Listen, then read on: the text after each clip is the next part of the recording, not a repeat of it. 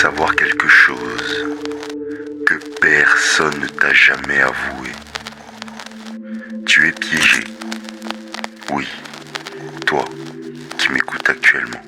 Tu es piégé dans une prison que tu as construite, brique après brique, à chaque décision prise, en imaginant ce que les autres allaient penser, à chaque action que tu as stoppée par peur d'échouer, à chaque faux sourire qui a caché ton vrai désir de hurler. Est-ce que tu sens cette oppression dans ta poitrine? Ce n'est pas de l'anxiété, ce n'est pas du stress, c'est le poids insupportable d'une vie vécue pour les autres. Une vie dessinée pour plaire à des spectateurs qui ne paient même pas l'entrée pour te voir jouer. Est-ce que tu sais ce qu'il y a de plus cruel? Personne ne t'a demandé ce sacrifice. Personne ne t'a demandé d'abandonner ta liberté, ton essence, ton authenticité. Et pourtant, tu l'as fait volontairement. Tu t'es enchaîné aux attentes des autres, en vendant ton identité, contre des applaudissements éphémères, contre une approbation de quelques instants. Et maintenant, quand tu regardes à l'intérieur, que reste-t-il de toi? Quelle part est réellement la tienne? Quelle part a été modelée par la peur, par l'insécurité, par ce besoin maladif de rentrer dans un moule? On t'a fait croire que le contrôle était la clé. On t'a vendu l'illusion que si tu gérais chaque détail de ta vie, tout se passerait bien, tout serait parfait. Est-ce que tu veux entendre la vérité que personne n'ose te dire? Le contrôle absolu est un mensonge, un piège mental, conçu pour te garder occupé, distrait, déconnecté de ce qui compte vraiment pour toi. Plus tu t'obsèdes à tout contrôler, plus tu glisses vers de l'anxiété, vers une détresse silencieuse, vers une existence que tu ne vis jamais vraiment. Parce que tu es toujours en train de te préparer à quelque chose qui n'arrive jamais.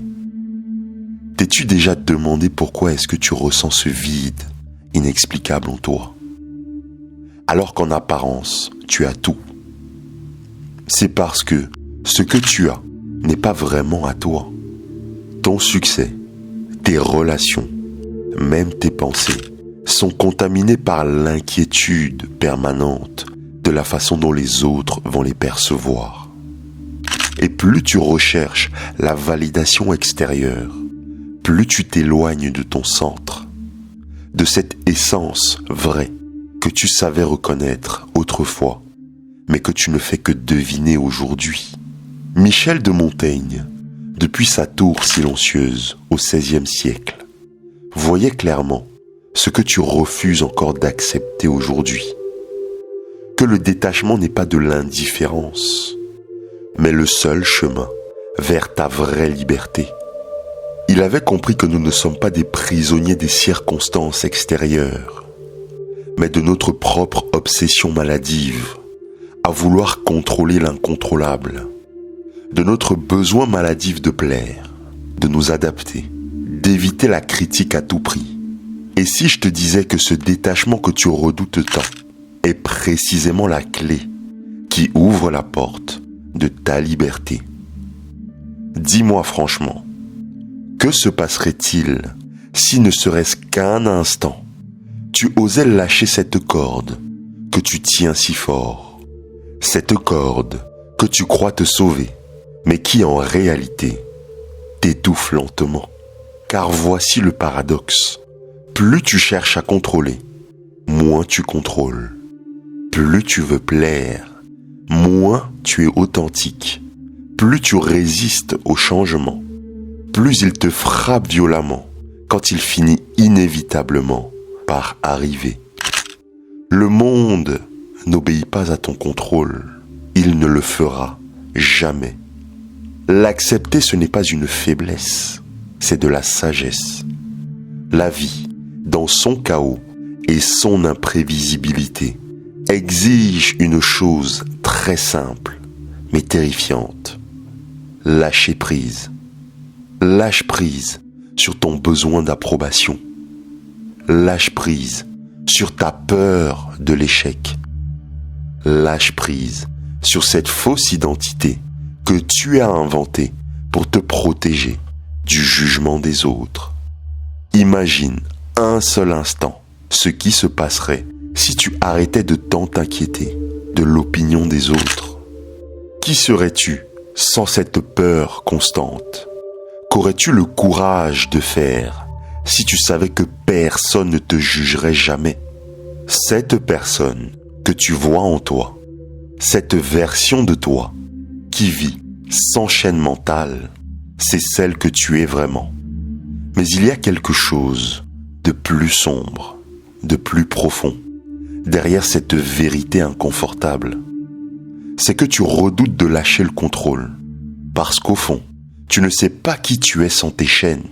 Tu crains de découvrir que ton identité est devenue si diluée, si façonnée par l'extérieur, qu'en la laissant tomber, il ne te resterait peut-être rien. Et pourtant, voici la vérité brutale et libératrice que Montaigne murmurait déjà il y a des siècles. En laissant tomber ce que tu n'es pas, pour la première fois, tu peux voir clairement ce que tu es.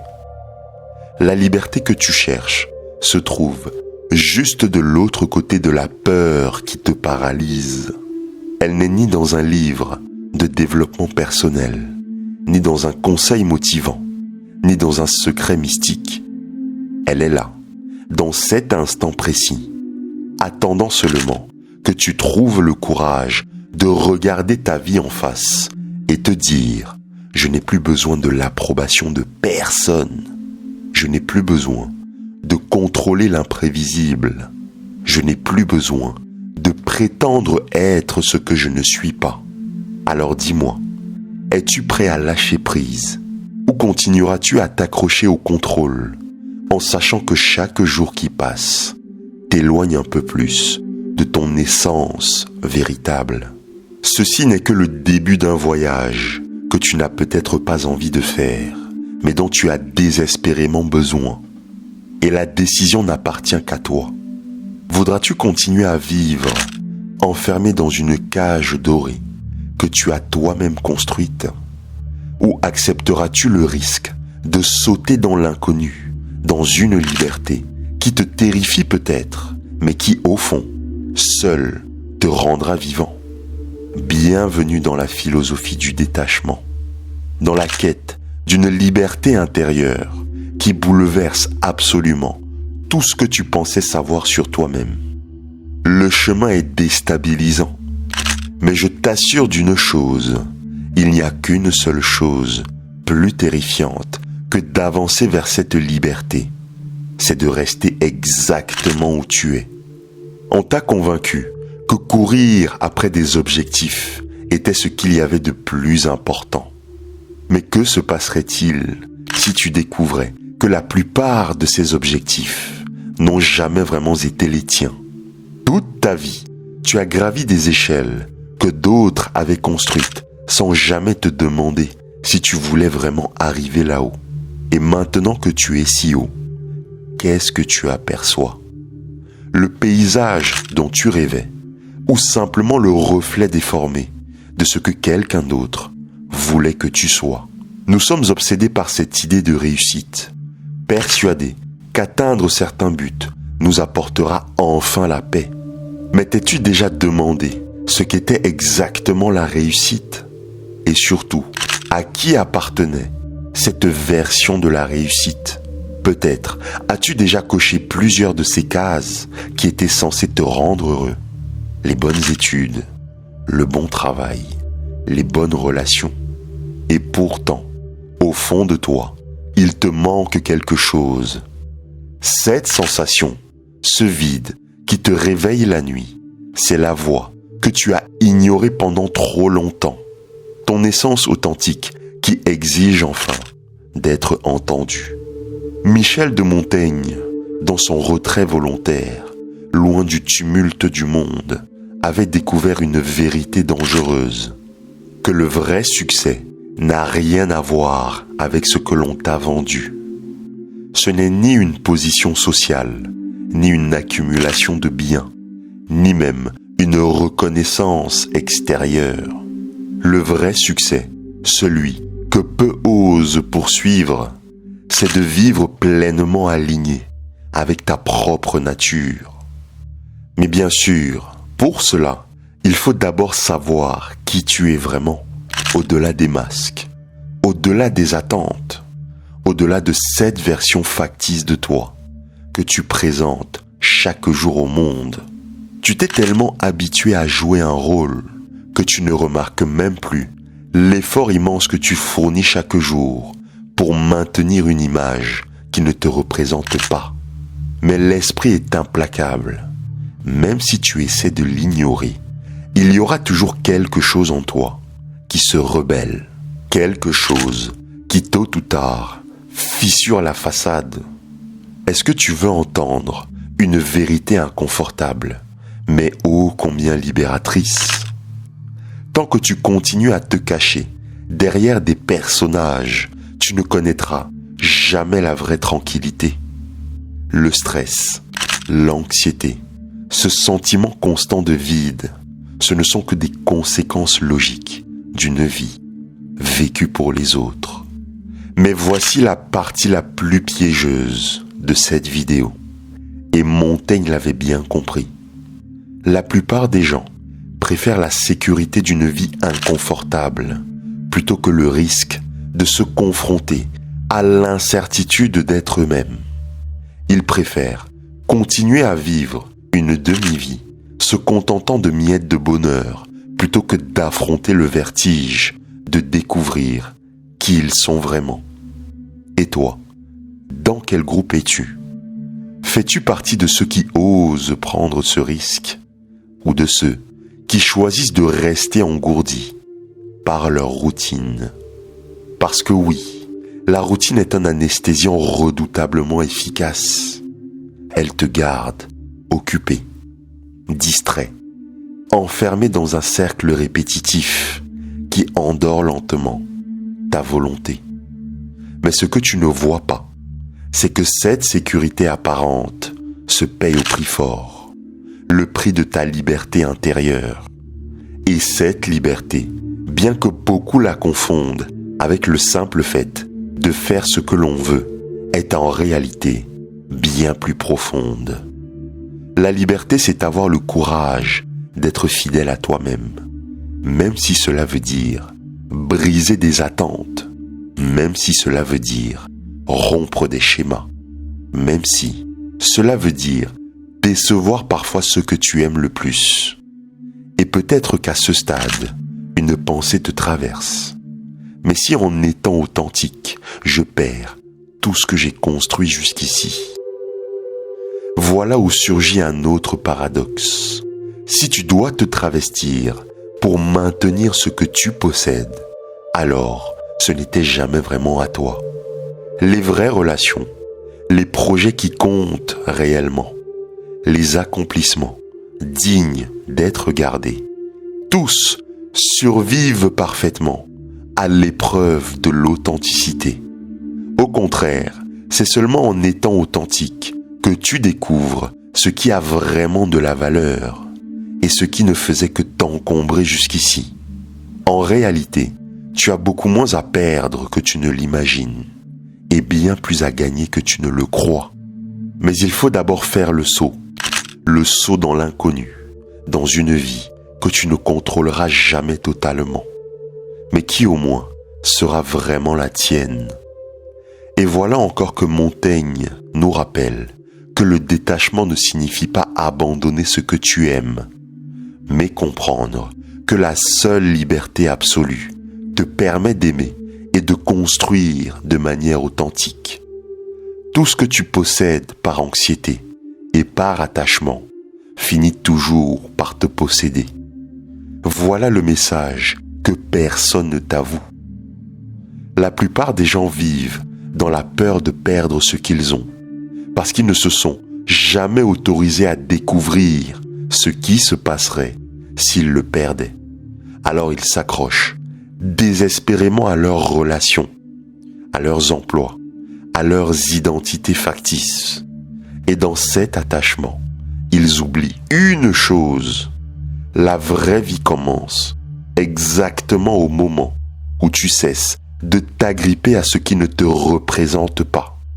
Alors que vas-tu faire maintenant? Continuer à vivre par inertie, prisonnier de la peur de découvrir qui tu es vraiment? Ou avoir enfin le courage de lâcher ce que tu crois connaître pour plonger dans l'incertitude qui te terrifie, mais qui contient aussi la possibilité de découvrir ce qu'il y a de plus précieux pour toi. Mais j'ai une question dérangeante. Qui tu es vraiment? Loin du contrôle, loin de l'approbation, loin de la peur. C'est le chemin que Montaigne a emprunté depuis sa tour silencieuse. Et c'est exactement le même chemin qui s'ouvre maintenant devant toi dans cette vidéo. Auras-tu l'audace de le suivre ou préféreras-tu rester simple spectateur de ta propre existence? La réponse, elle, n'appartient qu'à toi. En suivant ce fil, on découvre que le fait de raconter n'est pas seulement un moyen de transmettre des idées ou des émotions, c'est aussi un miroir profond de notre quête d'identité. Quand nous racontons, consciemment ou inconsciemment, nous nous plaçons face au reflet de ce que nous sommes ou de ce que nous aspirons à devenir. Chaque récit devient alors un outil d'exploration intérieure. Chaque personnage, chaque situation incarne nos désirs les plus enfouis ou nos peurs les plus cachées. La fiction n'est pas qu'un divertissement, c'est une répétition générale de la vie, un simulateur émotionnel où nous pouvons explorer des destins multiples sans en payer le prix réel. Et dans les temps d'incertitude collective que nous traversons actuellement, ces récits deviennent encore plus vitaux. Ils offrent à la fois un refuge et une catharsis. Mais au-delà du réconfort, ils nous permettent aussi une audace que nous n'osons pas toujours montrer dans la réalité.